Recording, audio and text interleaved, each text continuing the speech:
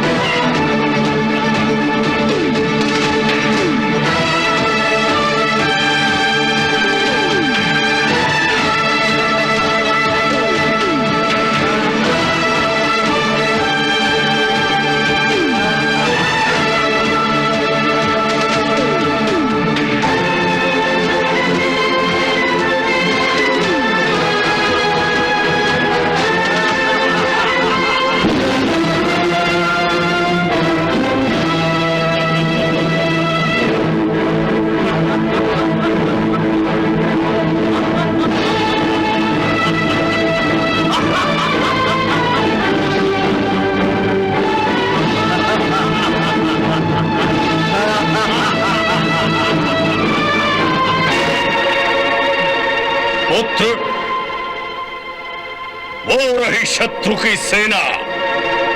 परंतु श्री कृष्ण को हमारे आगमन से पहले हमारे आने की सूचना कैसे मिली? हमारा शत्रु बलवान भी है और चतुर भी, इसलिए पुत्र सावधान होकर युद्ध करना। पिताश्री, आप चिंता ना करें। यदि वो चतुर है तो मैं महाचतुर हूं।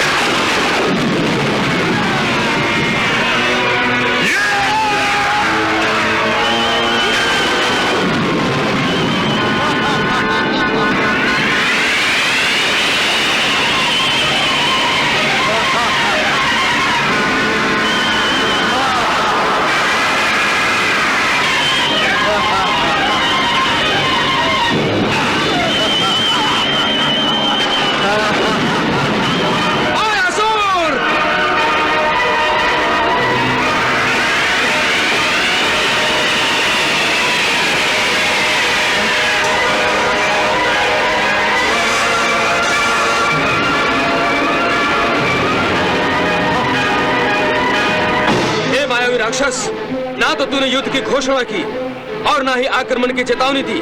अरे ये तो सरासर कायरता है, कायरता। और कायर कभी युद्ध नहीं जीतते।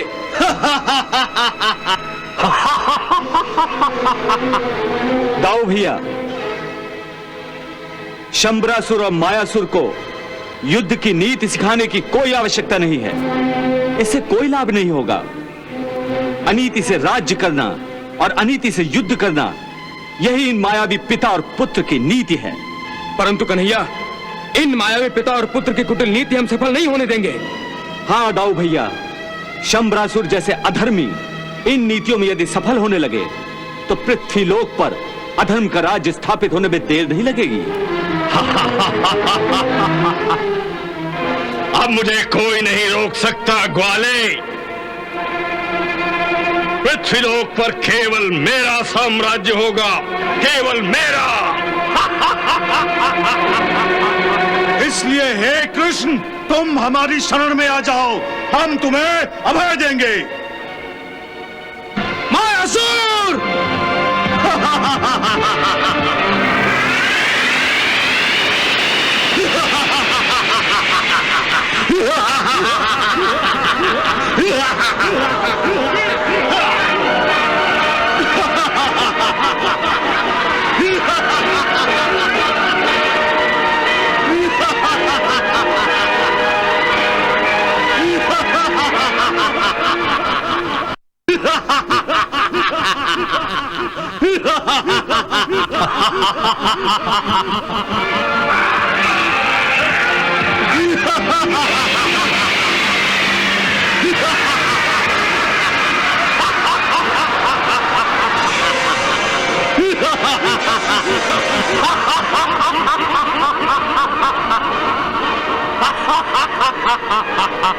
कृष्ण, अपने दाऊ भैया को जरा समझाओ कि असुर सम्राट शंबरासुर की शरण में आने में ही उसकी भलाई है।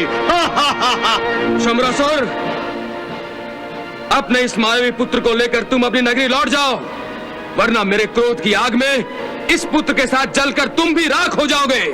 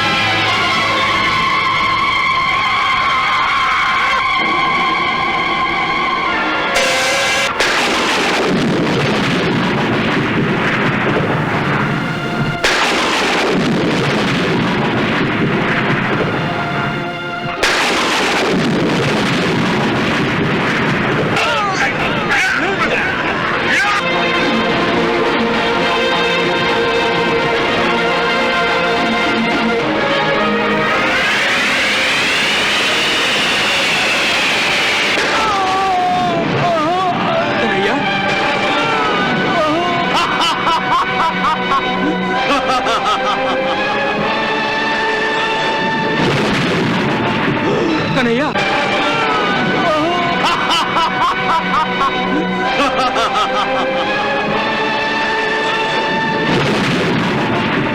कन्हैया,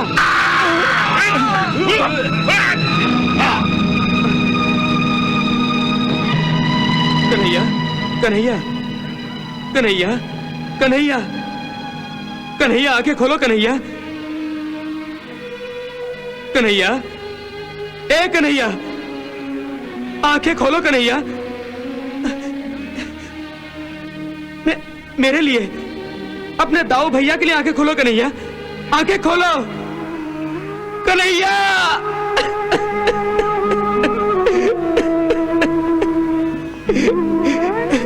कन्हैया, कन्हैया, ये कैसे हुआ कन्हैया, ये कैसे हुआ कन्हैया, ए कन्हैया, अरे तुम तो संसार में परम शक्तिशाली हो, सबसे अधिक बलवान हो, युद्ध नीति में सबसे निपुण हो, ये कैसे हो गया कन्हैया, ये कैसे हो गया?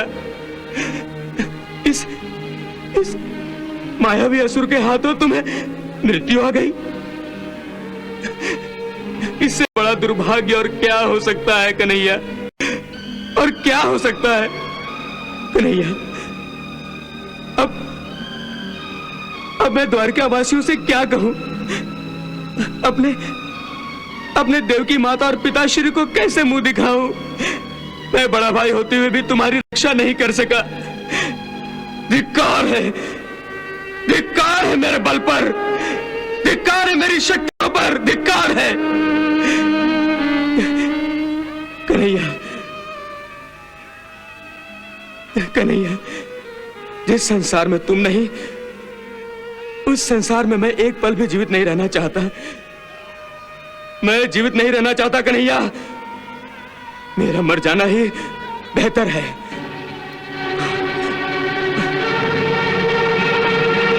दाऊ भैया, हाँ? कन्हैया,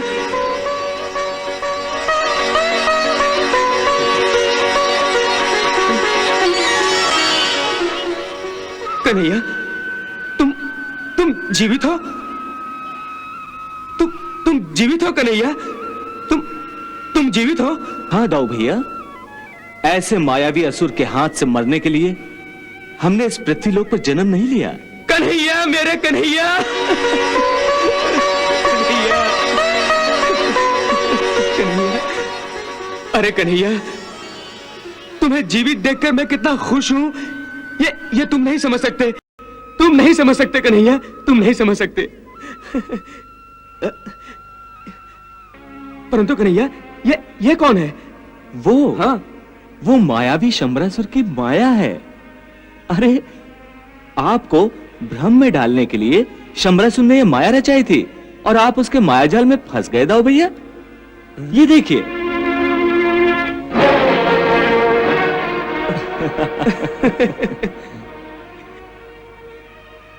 अब आप जान गए शंबरासुर की नीति। मृत्यु लोक में माता पिता, भ्राता पुत्र, कन्या पौत्र, इस तरह के अटूट नाते बन जाते हैं। उसी का लाभ उठाने का प्रयास यह मायावी शंबरासुर करता है। अपनी माया से अपने शत्रु को शोकाकुल कर देता है। फिर ऐसे शत्रु पर विजय प्राप्त करने में उसे किसी भी कठिनाई का सामना नहीं करना पड़ता है। दाऊ भैया, आप रणभूमि पर हैं। यदि मुझे सचमुच ही मृत्यु आ जाती तो भी आपको शस्त्र नीचे नहीं रखना चाहिए। माया मोह के भूल भुलैया से जो भी कोई रणभूमि पर फंस जाता है, उसे युद्ध में विजय प्राप्त करना मुश्किल ही नहीं, असंभव है। मुझसे भूल हो गई कन्हैया, मुझसे भूल हो गई। परंतु अब मैं इन मायावी पिता पुत्र को ऐसा दंड दूंगा कि ये द्वारिका की ओर आंख उठाकर देखने का साहस भी नहीं करेंगे।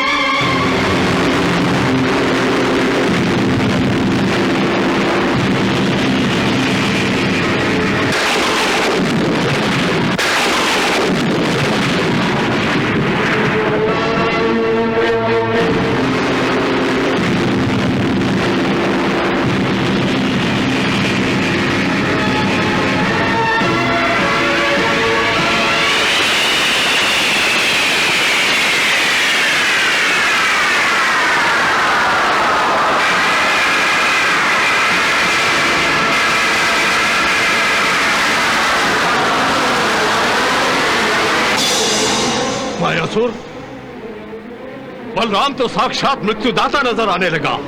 हमें निकल चलना चाहिए। नहीं पिताश्री, मैं तो इस युद्ध में विजय प्राप्त करके ही लौटूंगा।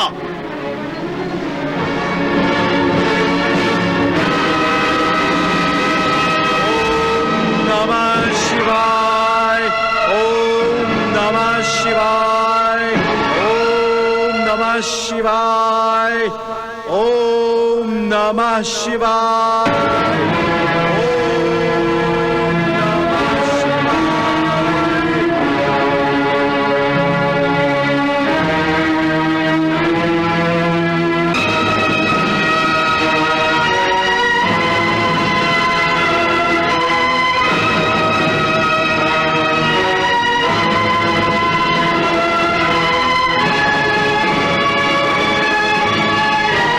श्री, ये अस्त्र मुझे महादेव शंकर ने दिया था।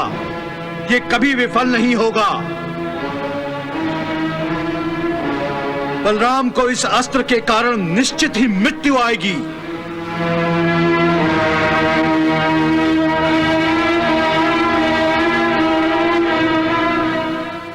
हे जगत के पालनहार, कैलाशपति, नीलकंठ महादेव शंकर, कृपया आप मुझे दर्शन दीजिए।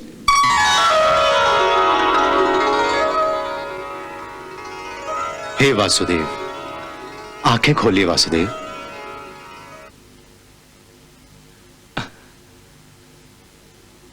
प्रणाम शिव जी। प्रणाम मधुसूदन। कहिए, आप हमसे क्या चाहते हैं?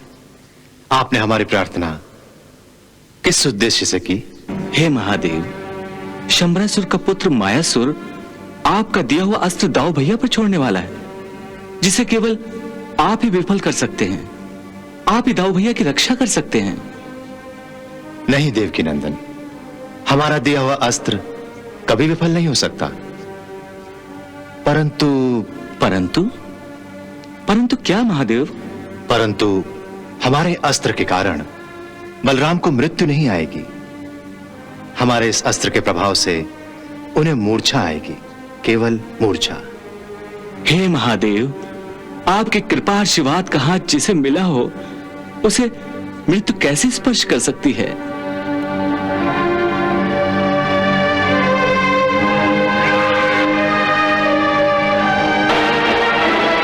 जाओ, अपना लक्ष्य साधो।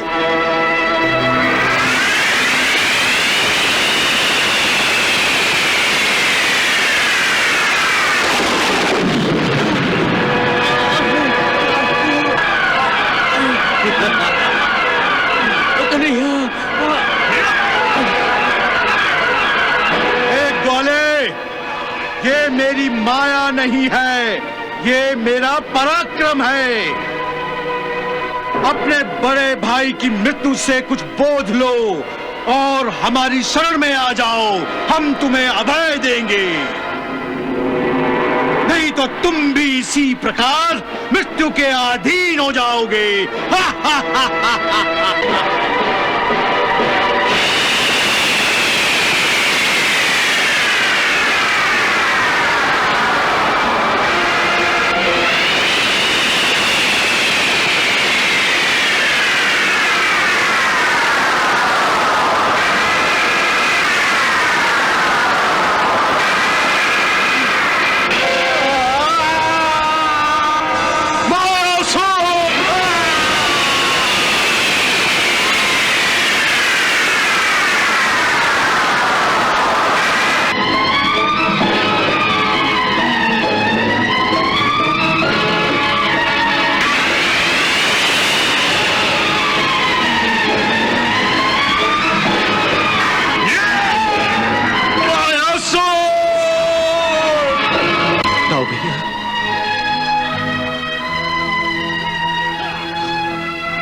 दाऊ भैया, उठिए, उठिए दाऊ भैया, उठिए दाऊ भैया, उठिए, उठिए दाऊ भैया।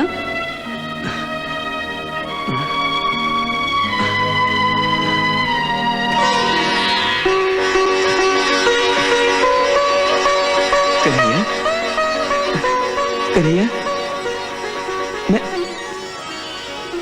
क्या मैं मूर्छित हो गया था कन्हैया? हाँ दाऊ भैया, परंतु अब कोई चिंता करने की आवश्यकता नहीं है दाऊ भैया। शंबरासुर परास्त हो गया है। हाँ? और मायासुर का मैंने वध कर दिया है।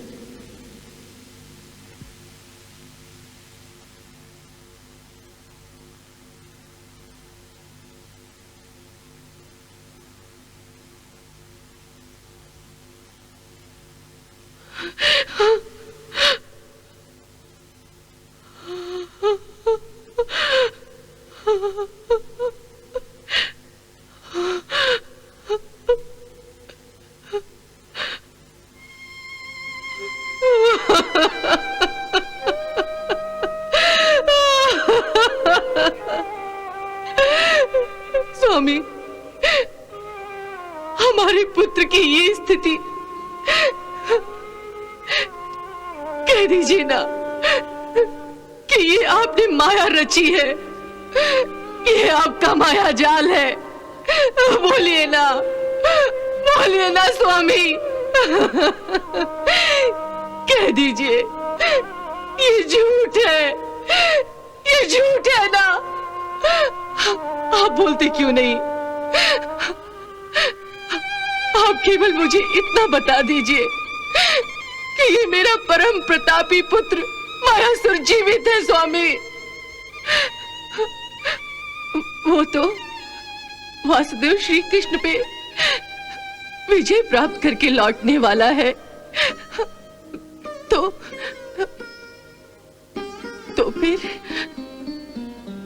फिर ये कौन है? नहीं नहीं, ये मेरा पुत्र नहीं है, ये मेरा पुत्र नहीं हो सकता स्वामी, नहीं हो सकता। क्या अब तक मेरा पुत्र श्री कृष्ण से युद्ध कर रहा है, तो आप उसे युद्ध भूमि में अकेला छोड़कर क्यों चले आए? आप उसे साथ लेकर क्यों नहीं आए स्वामी, क्यों नहीं आए? कैसे कहूं मायावती, कैसे कहूं? हमारे पुत्र मायासुर को वीर गति प्राप्त हुई है। हाँ मायावती, हाँ। नहीं नहीं, ये नहीं हो सकता, नहीं, ये नहीं हो सकता स्वामी, ये नहीं हो सकता। मेरा पुत्र तो अजय है। हाँ, मेरा पुत्र अजय है। होश में आओ मायावती, होश में आओ। पुत्रवध का दुख हमें भी हुआ है। मायासुर हमारा भी लाडला पुत्र था।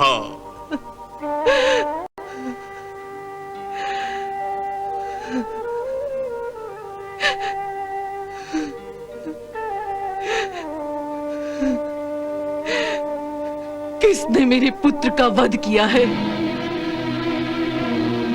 कृष्ण ने। आपके सामने? धिक्कार है आप पर, धिक्कार है आपके बल पर। आपके सामने आपके पुत्र का वध होता है और आप उसकी रक्षा भी नहीं कर सके। कैसे पिता है आप, कैसे पिता है आप?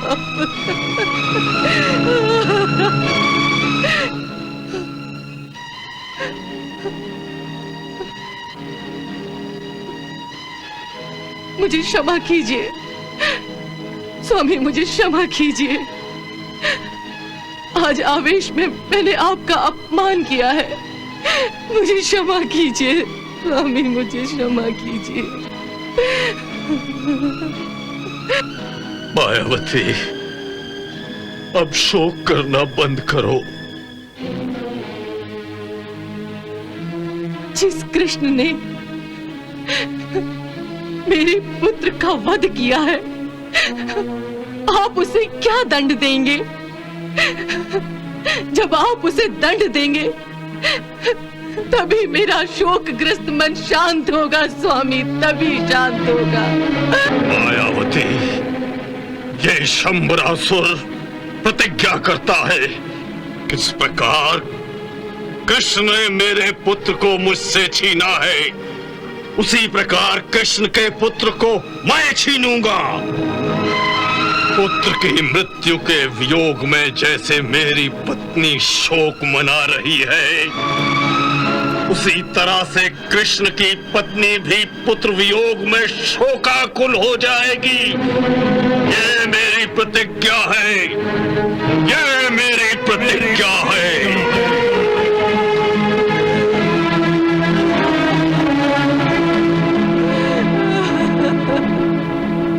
नारायण नारायण।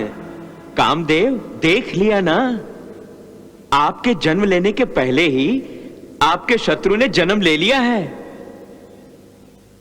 जो अब आपकी मृत्यु की तैयारियां कर रहा है। मुनिवर, कम से कम इस समय तो ऐसी अशुभ बातें न किया करें। लाखों वर्षों से मैं केवल इसी शुभ घड़ी की प्रतीक्षा कर रही थी। वो शुभ घड़ी जब प्रद्युम्न का जन्म होगा और मेरी सुहाग को शरीर मिल जाएगा। विरह की पीड़ा से मुझे मुक्ति मिल जाएगी और सुहागन होते हुए भी जो अभागन का कलंक मेरे माथे से चिपक गया है वो मिट जाएगा। ये कलंक तो उस समय मिटेगा देवी, जब कामदेव प्रद्युम्न के रूप में शंबरासुर का वध करेंगे। मैं प्रद्युम्न कब बनूंगा? कब मेरा जन्म होगा? वो समय आ गया है कामदेव। यही शुभ समाचार देने के लिए ही मैं आप दोनों के पास आया हूं। परंतु ये शुभ समाचार भी आप अशुभ भूमिका से सुना रहे थे। कह रहे थे कि शंबरासुर इनकी मृत्यु की तैयारियां कर रहा है। नारायण नारायण, मेरे वचन शुभ अशुभ दोनों होते हैं, किसी के लिए शुभ तो किसी के लिए अशुभ। अब किसके भाग्य में क्या आएगा उसका निर्णय तो केवल उसका प्रारब्ध ही कर सकता है। इसलिए आप मेरी बात का बुरा मत मानिए देवी। परंतु ये तो बताइए मुनिवर, मैं फिर से जन्म कैसे लूंगा? महादेव की भविष्यवाणी के अनुसार आप कृष्ण पुत्र के रूप में देवी रुक्मिणी के गर्भ से जन्म लेंगे कामदेव। देवर्षि, मेरे नाथ का जन्म लेने का शुभ कार्य कैसे संभव होगा? श्री कृष्ण की इच्छा और आज्ञा से ही संभव होगा। और श्री कृष्ण की आज्ञा लेने के लिए आप दोनों को पृथ्वीलोक पर शीघ्र ही जाना होगा। हम अति शीघ्र ही जाएंगे। नारायण नारायण।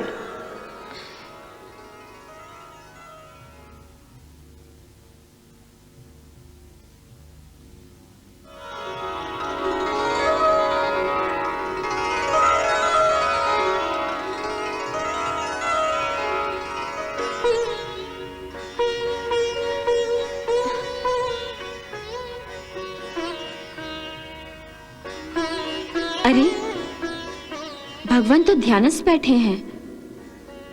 तो क्या हुआ? मैं अभी जगा देता हूं उन्हें। नहीं नहीं, फिर वही भूल करना चाहते हैं जिस भूल ने आपसे आपका शरीर छीन लिया था।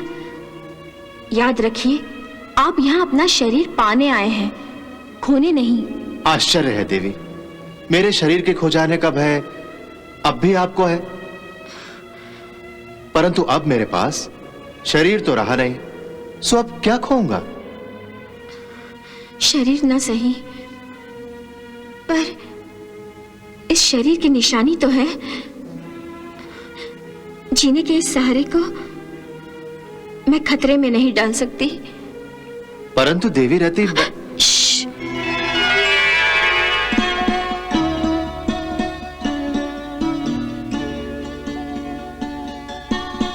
देवी रति, कामदेव। प्रणाम भगवान। प्रणाम भगवान।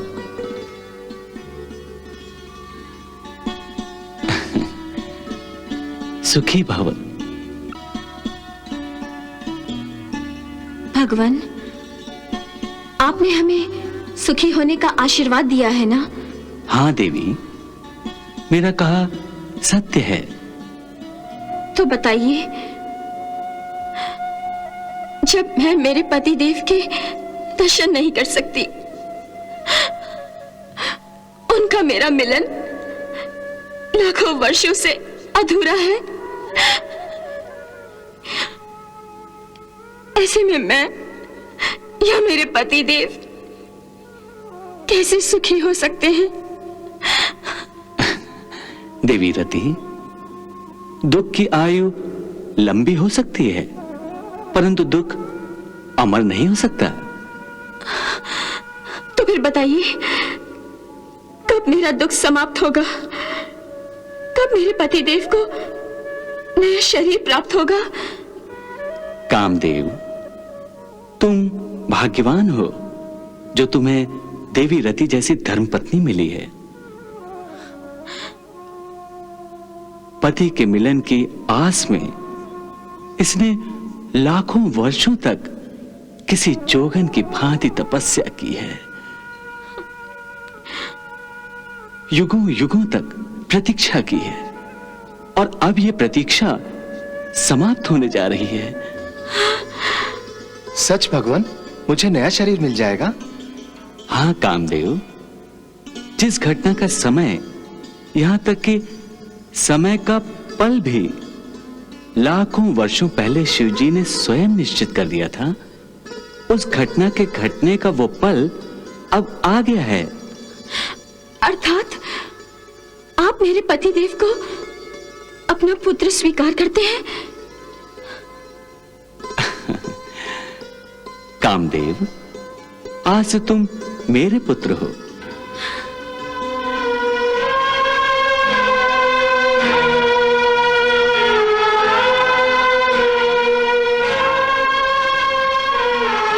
धन्यवाद भगवान। भगवान, आपके इस उपकार के लिए मैं सदा आपकी आभारी रहूंगी। अपने पुत्र या कुल वधू के लिए कुछ करना उपकार नहीं होता देवी रति।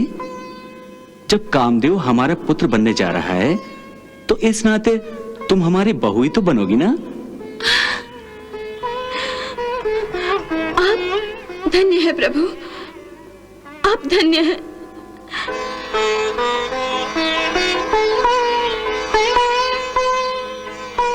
कामदेव, मेरा पुत्र बनने के लिए तुम्हें अपनी माता लक्ष्मी के शरीर का एक अंग बनकर जन्म लेना है। इसलिए मैं तुम्हें आज्ञा देता हूं कि तुम अपनी होने वाली माता के गर्भ में समा जाओ। धन्यवाद प्रभु।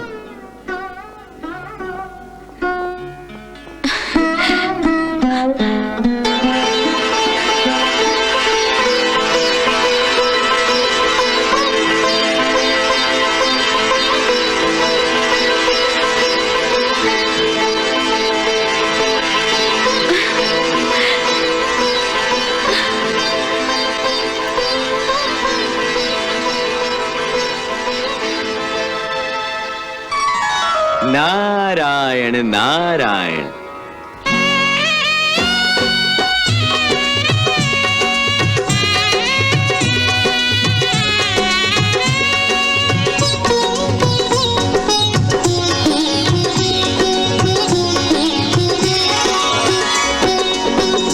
बड़ी मंगलमयी घड़ी आई सजनी, बड़ी मंगलमयी घड़ी आई सजनी।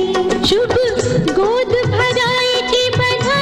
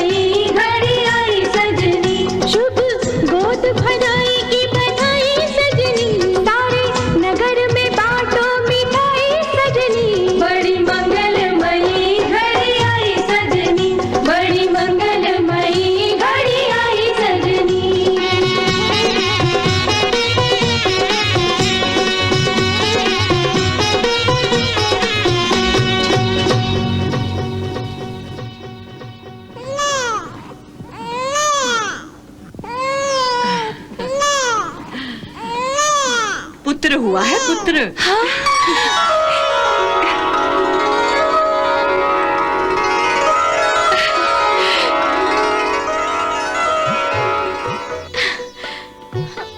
कुल का नाम रोशन करने वाला आ गया है।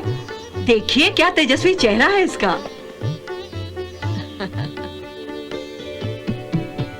दिखाइए, दिखाइए ना। अरे अरे अरे। हाँ दीदी, इस पर तो नजर ही नहीं ठहरती। अच्छा है ना? अगर नजर ठहरती तो लग नहीं जाती। ईश्वर न करे इसे किसी की नजर लगे। हाँ तो आप शीघ्र ही नजर उतारिए ना इसकी। अरे इस पर तो मैं स्वयं वारी जाऊं।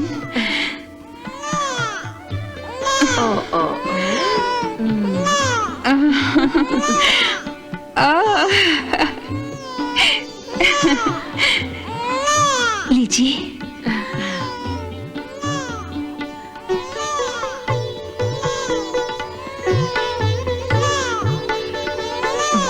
वाह देवी माँ वाह, माँ हो तो आप जैसी। अरे अरे, ये केवल दीदी का ही पुत्र नहीं, ये तो मेरा भी पुत्र है।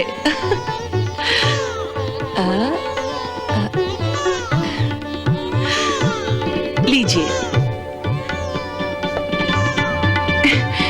मेरा बस चले तो मैं इस पर से चांद सूरज उतार दूं।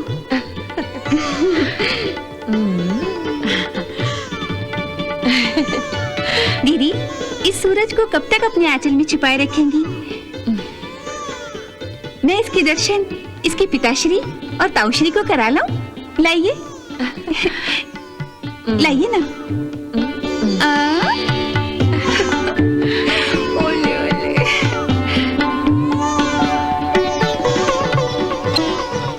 ओले ओले। कन्हैया, बधाई हो कन्हैया, बधाई हो। आपको भी। हटो। लाओ लाओ लाओ लाओ। अरे ये क्या कर रहे हैं? अरे मैं इसका पिता हूँ, कम से कम पहले मुझे तो देखने दीजिए। कन्हैया, मैं तुमसे बड़ा हूँ ना, पहले मैं देखूंगा, बाद में तुम देखना। अरे रे रे रे मेरा भतीजा। अरे अरे ये क्या कर रहे हैं दाऊ भैया? वाह, बड़ा होने का आप अनुचित लाभ उठा रहे हैं दाऊ भैया। कन्हैया, तुम तो पिताश्री बन गए हो ना, तुम्हें क्या पता ताऊश्री होने की खुशी क्या होती है ना भतीजे? मैं हूं ना तुम्हारा ताऊश्री। ताऊश्री। अरे तुम तो नाराज हो गए। लो देखो, तुम भी देखो। संभाल कर लेना मेरे भतीजे को। अरे रे रे रे रे।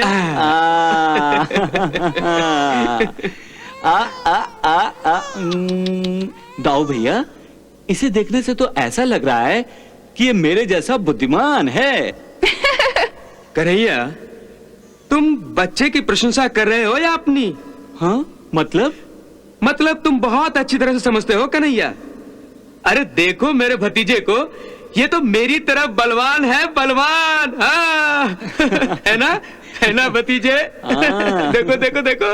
अरे अब पिताश्री और ताऊश्री अपने पुत्र और भतीजे के गुणों का बखानी करते रहेंगे या इसे मुझे वापस भी देंगे?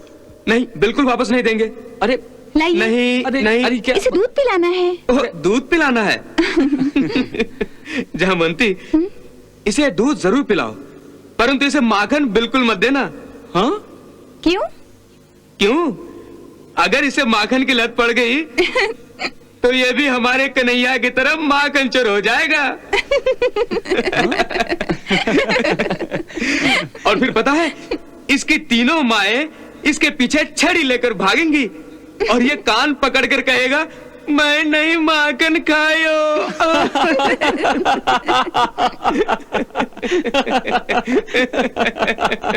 नारायण नारायण नारायण नारायण। बहुत प्रसन्न दिखाई दे रही हैं देवी। हाँ देवर्षि, आज मैं बहुत खुश हूँ। जीवन में इतनी खुशियां तो मुझे पहले कभी नहीं मिली थी। जी चाहता है कि खुशी के मारे नाचना शुरू कर दूं, नाचते नाचते थक कर इतनी चूर हो जाऊं कि बेहोश हो जाऊं। और मुझे उस समय होश आए जब कामदेव प्रद्युम्न के रूप में जवान हो चुके हों। नारायण नारायण, परंतु प्रद्युम्न ने तो अभी जन्म लिया है देवी। पहले उसे बाल्य अवस्था, फिर किशोर अवस्था और फिर कुमार अवस्था से गुजरना है। परंतु आपकी व्याकुलता और उत्सुकता समय को तेज गति से चलाना चाहती है। कुछ ही पलों में उसे अपने बराबर का देखना चाहती है। हाँ देवर्षि, मैं यही चाहती हूँ कि धरती का एक वर्ष एक पल में बीत जाए। समय अपनी निश्चित गति से चलता रहता है देवी, इसे तेज चलाना असंभव है। काश यह असंभव संभव हो जाए। समय समय पर लगाकर उड़ जाए और मैं। नारायण नारायण, खुशी में जाने आप क्या क्या कल्पना करने लगी हैं। इसलिए कि इस खुशी की प्रतीक्षा मैंने लाखों वर्षों तक की है। और इस खुशी की प्रतीक्षा कोई और भी कर रहा है देवी। उस तक मुझे इस शुभ समाचार अवश्य पहुंचाना है। प्रद्युम्न के जन्म की खुशी और किसे होगी? कौन कर रहा है उनके जन्म की प्रतीक्षा? वही देवी, वही जो प्रद्युम्न के मृत्यु की प्रतीक्षा कर रहे हैं। श्री कृष्ण और श्री कृष्ण के पुत्र के शत्रु शंबरासुर और मायावती। जरा उन्हें भी ये समाचार दे आऊं। नारायण नारायण।